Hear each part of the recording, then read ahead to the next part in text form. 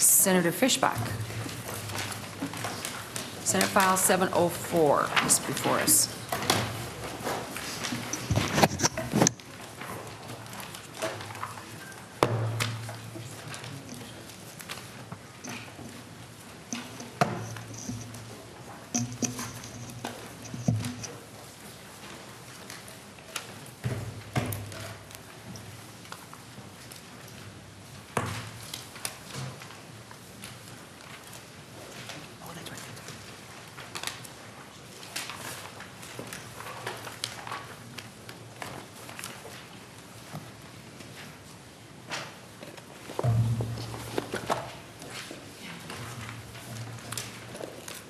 Senator Fischbach, when you're ready. 1 second.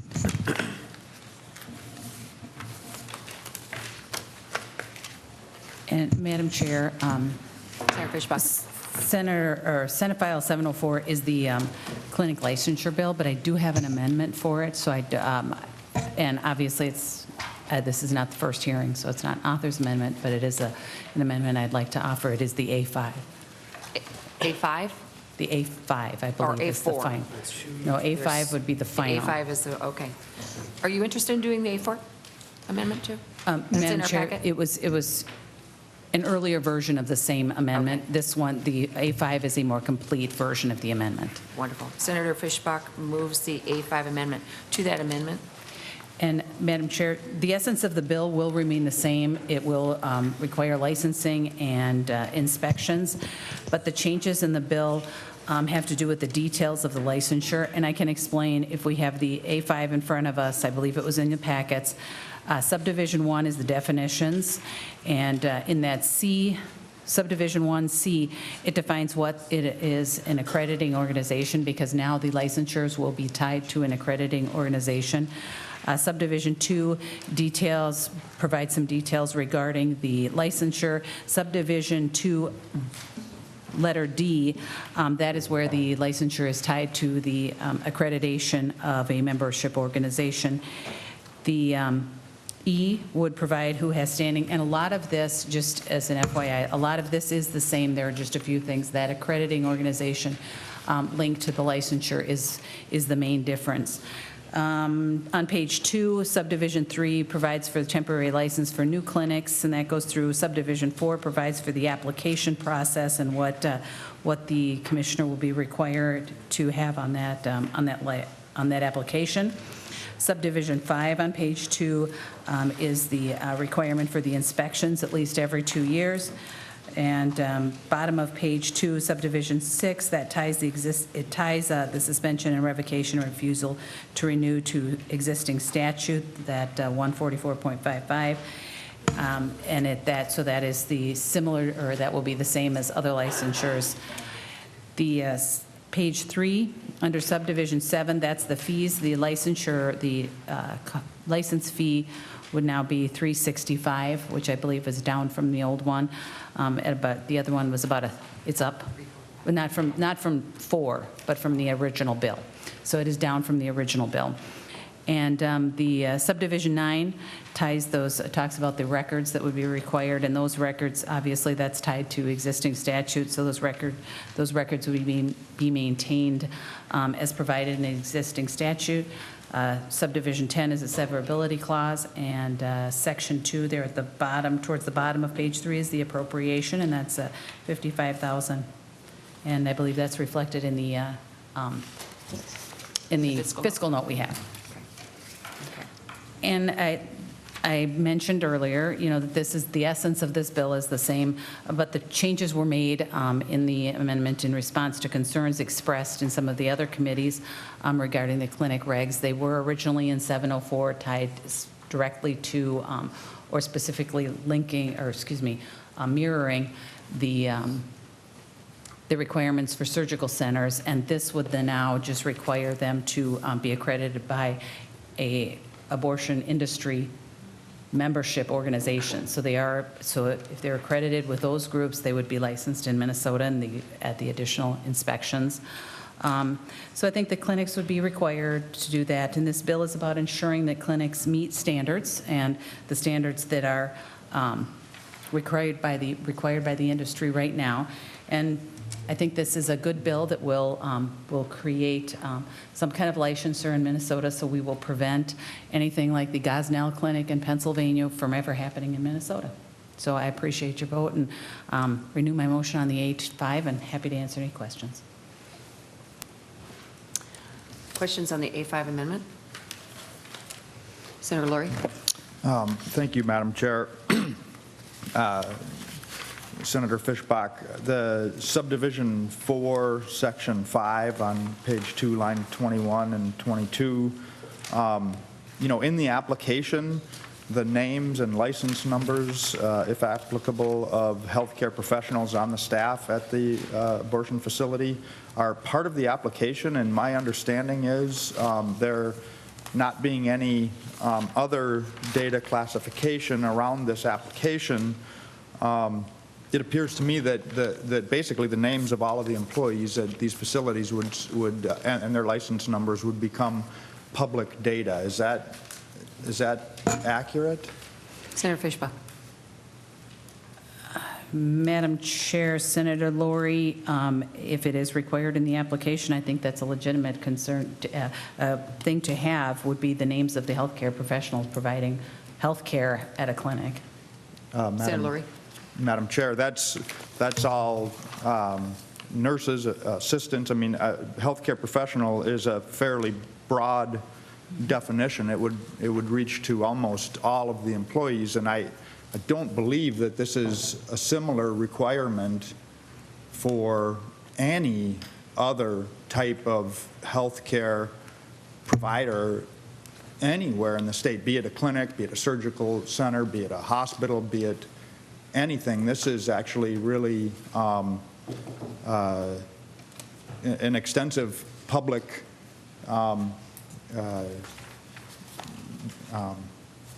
airing of all of the employees of 6 of 1,250 clinic sites in the state. And I'm just wondering what the purpose of making public essentially all of the employees at these 6 clinics would be. Senator Fischbach? And Madam Chair, Senator Laurie, they are licensed professionals, and I think that I don't think it's too much to ask to know what licensed professionals are working at a clinic.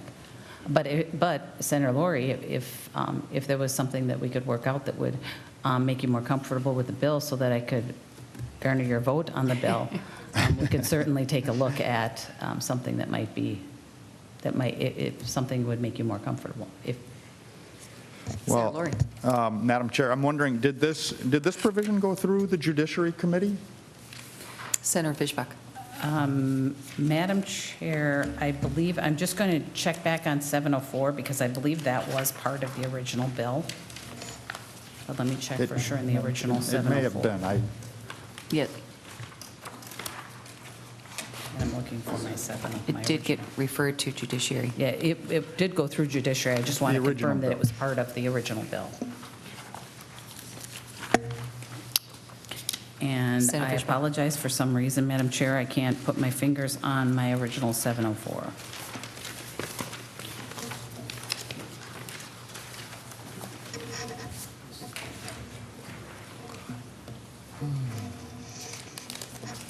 Madam Chair, Senator Ingram? to Senator Laurie's point, thought if I I had could. one. To his point. To Senator Laurie's point?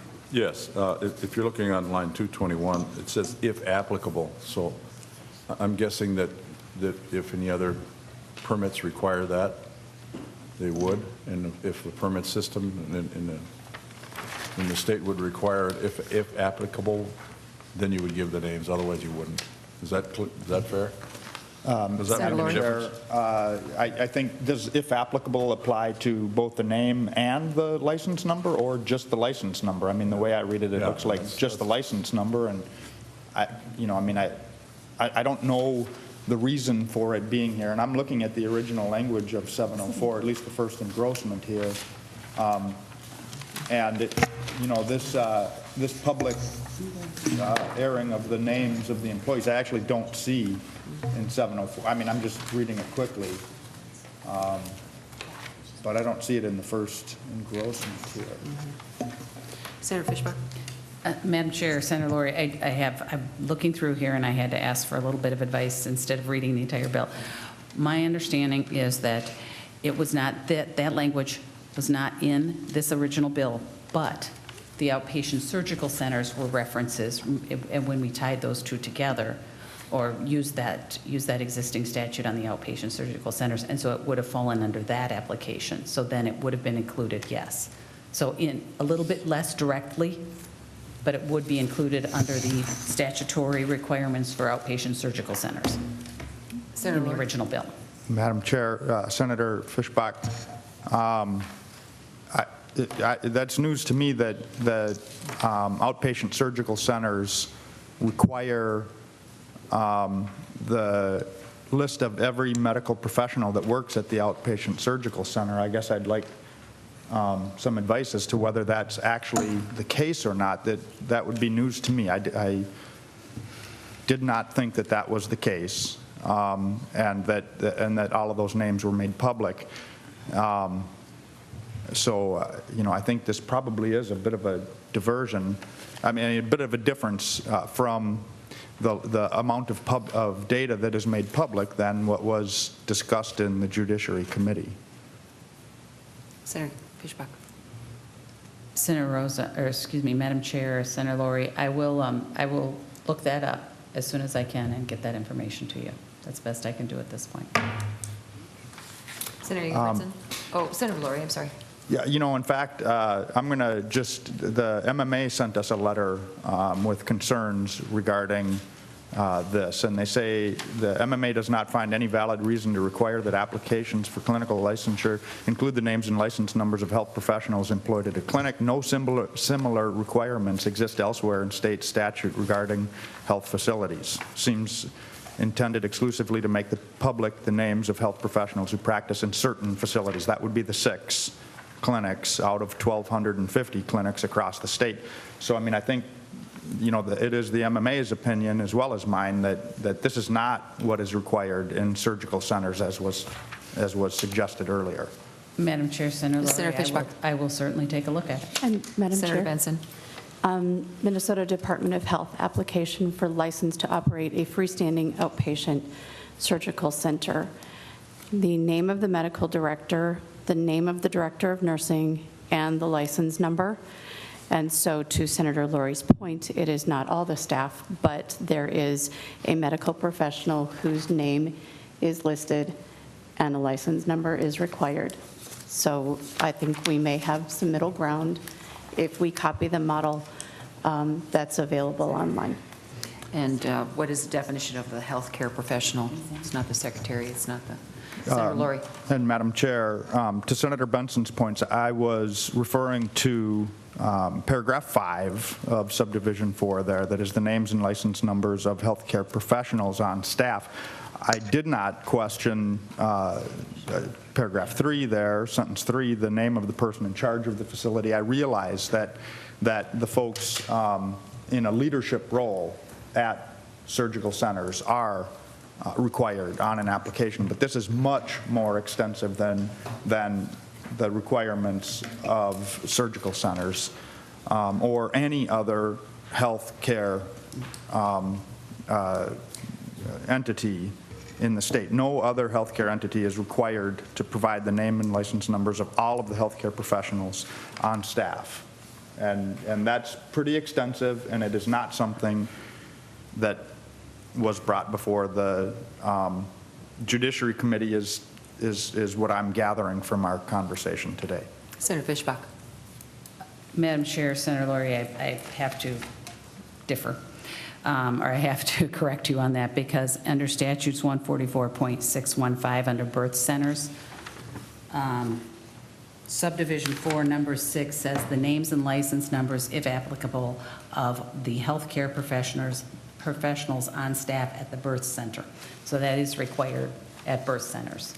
And you can take a look, 144.615. So it's, I believe, almost the exact same language. Senator Benson and then Senator Marty. No, Madam Chair, I think the issue's been vetted. Resolved, okay. And then we do have Senator Ingebrigtsen. Thank you, Madam Chair. Senator Subdivision 5 inspections, the inspection refers to it once every 2 years thereafter. Is that the same as all other clinics? Senator Fischbach. Madam Chair, Senator Ingebrigtsen, I believe so. That would be similar, yes. And it says at least every 2 years. And Madam Chair, if I Senator could, Ingebrigtsen. one other question. When you talk about fees, the fees in the original bill were higher, and now they're being lowered, and why would that be? Senator Fischbach. Are they lining up with something, or? Madam Chair, Senator Ingebrigtsen, originally we were lining them up with the surgical centers, and so we are no longer lining them up with that. Senator Ingebrigtsen. Madam Chair, can you tell me what the original one was then, the number? Or do you have any idea, roughly? Senator Is it a Fischbach. big change or small change?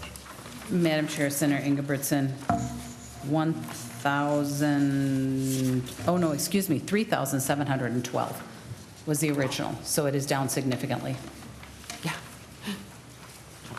Senator Ingebrigtsen. Senator Eaton. Thank you, Madam Chair. I guess 2.23, the number 6 under subdivision 4, any other information the commissioner deems necessary.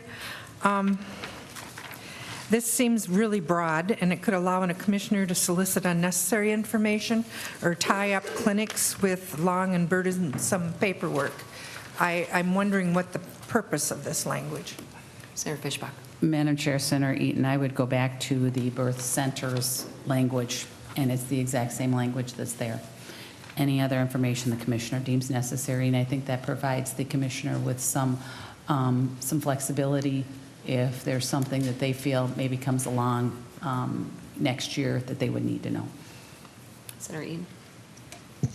Senator Madam Chair. Senator Laurie. If I'll probably just finish up on this particular point, but so evidently, unbeknownst to myself or the MMA, there is a birth center regulation that includes the names of the folks. But the question still remains, did this go through the Judiciary Committee?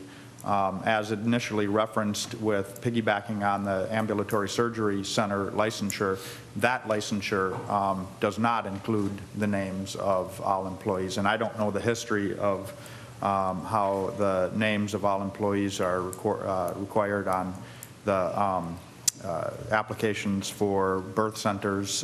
You know, I will too do a little bit of work on trying to figure out where that came from. But, you know, I think something of this nature probably should have been heard in the Judiciary Committee. It is a pretty substantial data practices change from what came through there. Senator Fischbach. And Madam Chair, Senator Laurie, I have shown the amendment to Senator Limmer, and I have not been requested to see it again. I will ask him again if that would make you feel better. Senator Barney. Madam Chair, on that point, whether it shows up in other birthing centers or not, the whole nature of the abortion issue is such and so contentious.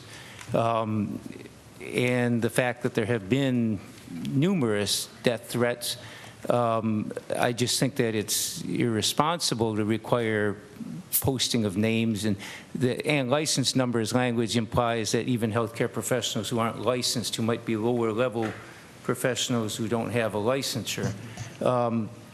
But disclosing them to people whose lives are at risk, and I've talked to people at clinics who wear bulletproof vests to work, I think understandably, given the threats they get, this seems to be very dangerous language, and I guess I don't care whether it's heard in judiciary or not. I think it's irresponsible having a bill.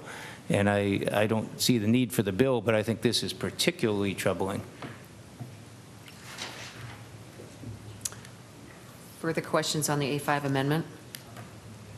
Senator Fischbach renews her question on the A5 amendment. All those in favor say aye. Aye. All those opposed, nay. No. The amendment is adopted. To the amended Senate File 704, Senator Fischbach. Madam No Chair, further closing comments, questions? if there are no further questions, I would just make the motion to move Senate File 704 as amended to the floor. Senator Eaton. Thank you, Madam Chair.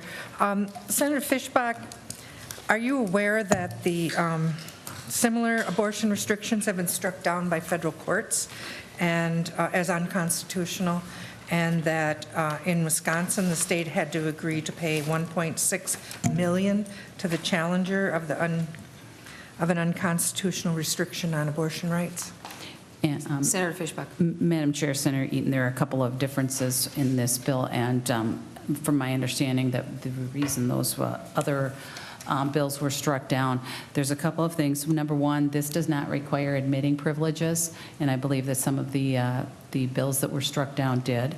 Number two, in Texas, there was one that was struck down because it was an additional burden, and in this case, this is not an additional burden. Texas already had existing inspections, and they were exempting certain areas or certain clinics and doing a variety of things. So I'm familiar with those, but I believe that we've crafted this so that it is not an issue with those constitutional issues. Senator Eaton. I guess I would have to disagree. I think that there is the proof is the bill has to further a valid state interest, confer benefit that outweighs burdens, and based on credible evidence. And we have no evidence of problems in our abortion clinics. I'm trying to see here, 0.15% is the complication rate, which is considerably lower than a lot of other freestanding clinics. And I cannot see a valid state interest.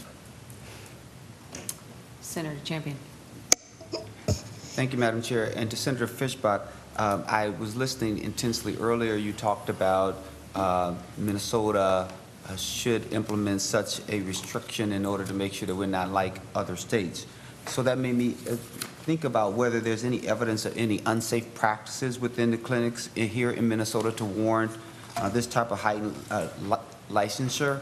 And it's my understanding that the most recent report on induced abortions from the Minnesota Department of Health showed a complication rate of less than 0.01%. And so with that being said, it's also my understanding, because I did read a letter here from the American Congress of Obstetricians and Gynecologists, that performing abortions in a clinic setting is safe, and abortion providers are subject to rigorous standards that require functioning equipment and medication to be available to handle emergencies and protocols for emergency transplants. So with that all being transports, so with all that being said, can you give me a sense of, from your perspective, what is the snapshot of clinics here in Minnesota, and if they are safe, then why are we putting forth this sort of legislation? Senator Fischbach. Madam Chair, Senator Champion, I think this will ensure into the future that there is not any kind of issue like they had in Pennsylvania, which is the Dr. Gosnell issue, with a horrific conditions that were going on there. And I think that this is a way that we are able to make sure that Minnesotans are being served in clean and proper clinics. And if they are of that level, then this shouldn't be an issue at all.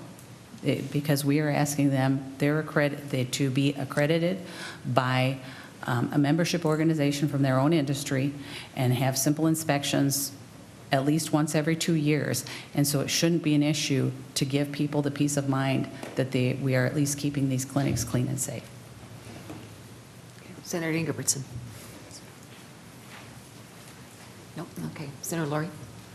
Madam Chair, thank you. And Senator Fischbach, if the concern is patient safety, there are across the country certainly many other clinic settings that have also had some horrific examples that are not typically found in Minnesota.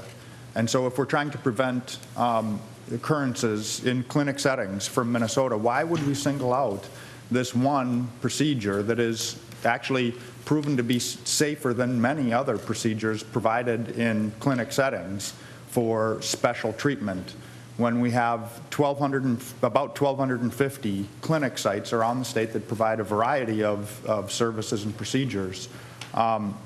it's confusing why we would pick this one out for special treatment, particularly when, the veto letter that we've had from Governor Dayton in prior sessions really highlighted the fact that he was not amenable to a set of regulations that singled out one type of provider, that one type of clinic site within a much broader clinic system.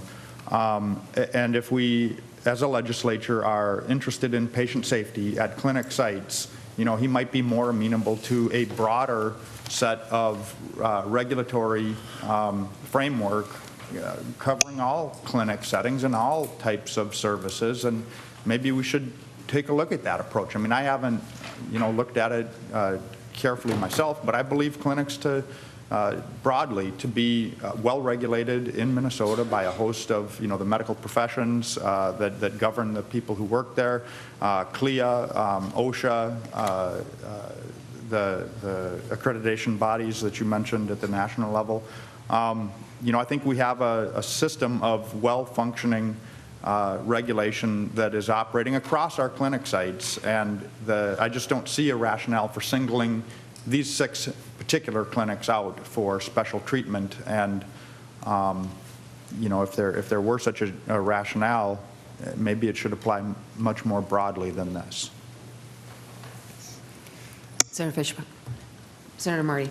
Madam Chair, thank you. And I don't know the numbers of these clinics, but Senator Laurie said 6 out of 1,250 some physician clinics. Could you tell me, Senator Eaton used the term of valid state interest, which I think was one of the court issues, what the valid state interest is between why these 6 deserve more regulation than the other 1,200 some? Senator Fischbach. Madam Chair, and Senator Laurie mentioned it, the 1,200. Can you tell me the 1,200 you're referencing? I mean, what clinics are you talking about that you're referencing 1,200? Senator Marty. Madam Just so Chair, I'm clear. I'm not the expert on this, but the MMA letter refers to outpatient clinics, and I think these are physician-directed ones. I think that's the way the licensure, the inspection, everything else happens in all those clinics. The ones that are the clinics that are physician clinics, they're licensed under the physicians. It's the physician's license that they inspect and so on. And I believe that's the 1,200 some that Senator Laurie is referring to. I don't know these numbers the way Senator Laurie does, but I believe those are the ones we're talking to. In other words, the other clinics, the ones that are regulated the same way these 6 clinics are now, what's the why is the rationale, what's the state interest for pulling those 6 separate from the other 1,200 some? Madam Chair, Senator Marty and Senator Laurie, I guess without understanding exactly what these 1,200 are, that we're just referencing a letter that we received today, and I have not had the opportunity to really understand exactly what the letter is getting at. I would have a difficult time, Madam Chair, Senator Laurie, Senator Marty, really explaining exactly or understanding exactly what you're talking about. So, Madam Chair. Senator Laurie. Actually, you received the letter I'm referencing on April 26th of 2012 from the governor, and it's that according to MDH, there are approximately 1,250 clinics in Minnesota, and those are, the licensed clinics, largely physician practices. There are approximately 1,250 clinic settings across the state of Minnesota, and we do have representatives from the Department of Health here that can give us more specifics if we want to try to categorize them. But, I'm going to take the Department of Health's word that there's, 1,200 and some clinics that we've been on notice for a long time, and that the governor, took particular issue with singling these 6 out of a much broader set of clinics operating around the state. and Madam Chair, Senator Laurie, I didn't understand you were referencing that letter because Senator Marty referenced the MMA letter at first. So, the state has many reasons that they license or regulate industries, and for a variety of reasons. And I think this makes sense to look at these. And here it's 6 clinics, and potentially if there are other clinics that would open, that we have some obligation to the state of Minnesota to make sure that clinics are clean, safe, and we have some obligation as the state of Minnesota to take a look at these and make sure that that Minnesotans are being served in safe clinics. Senator Marty. Madam Chair, but yes, I did find the governor's veto letter, and it does mention the number Senator Laurie had of 1,250 clinics, according to the Department of Health. And you're saying, well, you know, something may go different in these 6 clinics. It may be a problem. But I'm curious if the courts require you to have a specific valid state interest. What is that valid interest and why these 6 are different, or 6 or 7 if there's a new one? What's the valid difference between them and the other 1,200 clinics? Because that's how they're licensed now, through the physician licenses. That's how they're inspected now. If they're all inspected the same as these other 1,200 clinics, what's the valid interest? Because that's what this bill would be challenged on, this law would be challenged on. What's the difference? What's the valid state interest in separating these 6 out from the other 1,200? Senator Fischbach. Madam Chair, Senator Marty, the valid state interest is making sure that the clinics are of a certain standard and they are clean and safe. Senator Madam Marty. Chair, then the valid state interest would apply to all 1,200 some clinics. Senator Fischbach. And Madam Chair, Senator Marty, if that would be the direction you would want to go, then we would, I guess, have to have another bill. But right now, this is the specific issue in the bill that I'm presenting. But Madam Senator Marty. Madam Chair, Senator, the MMA letter talks about the legislation, the letter that we have in our packets today, talks about the legislation inserting the legislature in the practice of medicine on a procedure-specific basis, a dangerous overreach in the patient-physician relationship. It's suggesting the next line, Senate File 704 imposes additional regulations on clinics and facilities based solely upon the type of procedure performed. Minnesota has historically adopted new licensing standards in order to protect the health and safety of the public. There is no specific patient safety measure that's addressed by extending Minnesota's outpatient surgical center regulations to outpatient clinics that perform pregnancy terminations. And they continue on and on. They're saying there's no difference between these, and you're saying, well, we think there might be, we want to protect the safety by doing this.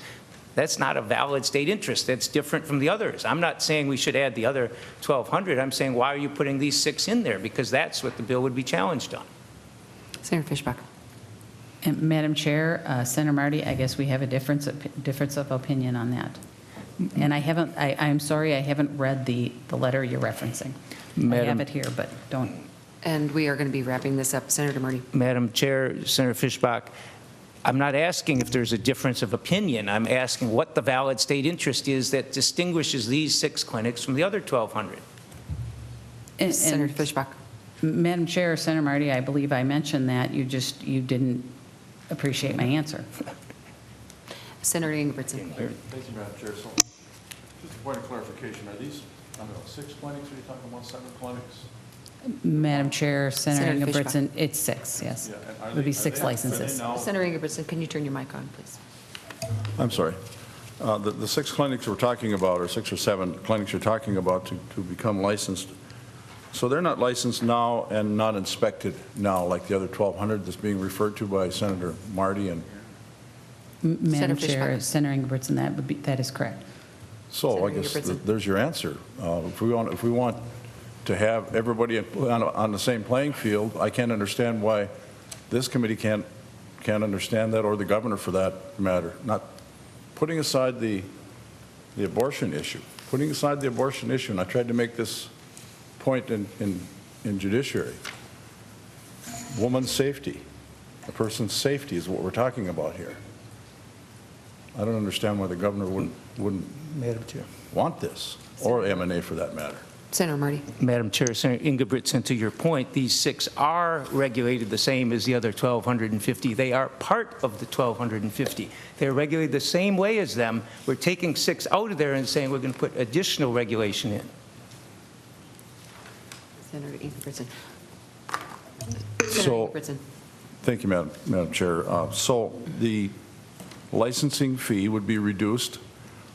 So this license fee, why would that be treated any different? That was my first question here. Why are we reducing the licensing fee? Madam Chair, If there Senator isn't quite- Ingebrigtsen, because they are already licensed under the physician licenses that the other 1,200 clinics and these 6 clinics are licensed under and inspected under and everything else. It's all the same. They pay the same fees as all the other ones. This is an additional fee, an additional licensure, an additional disclosure of all the employees, people who are at risk, who get death threats regularly. We're putting those folks' names public. We're doing all this other stuff for 6 clinics. If you want to treat them the same as everyone else, they are treated the same as everyone else. This bill is, that's my reason for asking what the valid state interest is in this. And she says, well, we disagree. That's not a valid state interest. The valid state interest is we need to do this because in this particular case, these clinics may be more at risk of hurting a woman. They may be at more risk at not being clean. They may be at more risk of something else. She's not making any of those claims. She's saying, well, I just think we ought to regulate these 6 differently than the other 1,200. Just Senator Fischbach. Madam Chair, I was going to respond to Senator Ingebrigtsen, but Senator Marty, that is not exactly what I said, and you're far oversimplifying what I talked about, that it is the state's obligation to regulate certain kinds of medical procedures or medical clinics so that we are able to ensure that things are done properly and safely. And and so I just wanted to make sure that you don't oversimplify, and I did have we had a further discussion about state interests. So I just want to make sure that, but I did want to clarify for Senator Ingebrigtsen, the reduction of the fee is the reduction from the original bill. So that $3,712 never was in language. It was actually in statute. It was in the language of the bill, of the original bill. So we're not reducing it statutorily. It was just a change from the original bill to the amendment. So Thank you. That was my question, too. Senator Benson. And just to the point of why do we carve out these, we also carve out birthing centers who have a medical director. And so I think that we have already set precedent that says there are some places that are different. Senator Eaton. Thank you, Madam Chair. Senator Fischbach, isn't this just a politically motivated attempt at restricting women's access to abortion and designed to shut down abortion providers? Senator Fischbach. Madam Chair, Senator Eaton, if it was designed to shut down clinics, we could have done a lot differently. And we are basing this on industry standards. So they have already come up with their standards. And so if this was an attempt to shut down clinics, it would have been written a lot differently. Senator Eaton. But Senator Kiffmeyer, Fischbach? I'm sorry, Senator Fischbach, I'm sure it's unconstitutional, and I'm fairly certain the governor's going to veto it. So what is the point of spending all this time on a bill that is going nowhere? Senator Fischbach. Madam Chair, Senator Eaton, first of all, I want to make sure that we answer all of the questions that the opposing side has. So we're spending time doing that. And number 2, because I believe that we should be regulating these clinics. Senator Champion. Thank you, Madam Chair. Senator Fischbach, I just want to make sure that I'm clear as to an answer that you gave Senator Ingebrigtsen. I believe Senator Ingebrigtsen's question was whether the 6 clinics that would be that are the focus of this bill, if those 6 clinics are also currently regulated as the other 1,200 plus that have been identified. And so my first question is whether that's true, whether those 6 clinics currently are being regulated as well as the other 1,200. And Senator Madam Fischbach. Chair, Senator Champion, what I am going to do is I will say, I'm going to find out exactly the 1,200 that they're talking about. And yes, Senator Lori pointed out to me that I got the letter, whatever, 2 years ago, 3 years ago, whatever it was. And so I will say, I'm going to find out the 1,200 clinics that they're talking about, find out how they're regulated instead of trying to do it on the fly right now, and I will find out for sure so I can answer those questions specifically. And just for clarity, Because there's 1,200 different kinds, I'm sorry, Madam Chair, there's 1,200 different kinds of clinics. We don't know what they're specifically saying included in those 1,200. We don't, at this point, we can't answer those specific questions. And yes, I answered Senator Ingebrigtsen, but I will back up on that and say I will find out exactly and have have all the information before I answer again. And I And- believe the letter was from 2012. Senator Yeah. Champion. And with that being said, Senator Fischbach, even though we know that you'll get to clarify the number and all that other stuff, are you of the opinion that the clinics that are the subject of your Senate file here, are they currently being regulated? Because it sounds like to me, we may disagree on the number, and I know that there may be some clarification that's needed to understand that pool. But my question now is, are those 6 clinics currently being regulated already? Senator Fischbach. And Madam Chair, Senator Champion, under a different manner. Senator Champion. No? Nothing Okay, further. Senator Cohen. We're going to wrap up. Thank you, Madam Chair. I've missed some of this, so I apologize. But just to follow up on this line of questioning, and Senator Fischbach, I don't mean to put words in your mouth because I don't think you've said this, but so this partially follows up with Senator Engelbrechtson. So if it appeared, whatever the number is, 1,200, 1,100, whatever that number is, would it be appropriate then for an amendment on the floor to be all-inclusive then to, because I know Senator Engelbrechtson talked about the importance of safety relative to the women who are serviced by these particular clinics. I assume in the other medical clinics that are unlicensed, there arguably could also be safety issues as well relative to the patients served. So would it be appropriate then, again, depending on the number, on the floor to make it all-inclusive? Senator Fischbach. Madam Chair, Senator Cohen, there's no way I can answer that at this point. Senator Cohen. No. Okay. Further questions and comments? Senator Fischbach, would you like to? Renew my motion. Roll call. Roll call has been requested. Roll call will be granted. Clerk will take the roll. Chair votes aye. Benson? Aye. Champion? No? Cohen? Eaton? No. Fischbach? Yes. Ingebretson? Aye. Limmer? Lori? No. Marty? Nelson? Newman? Westrom? Yes. Limmer? Nelson?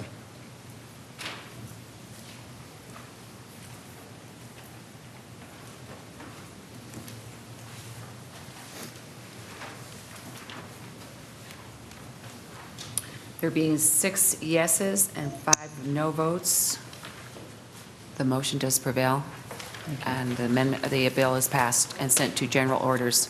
Thank you. Thank you. Members, stay tuned for further notice on further finance committees, and the meeting is adjourned. Thank you very much, Senator Fischbach.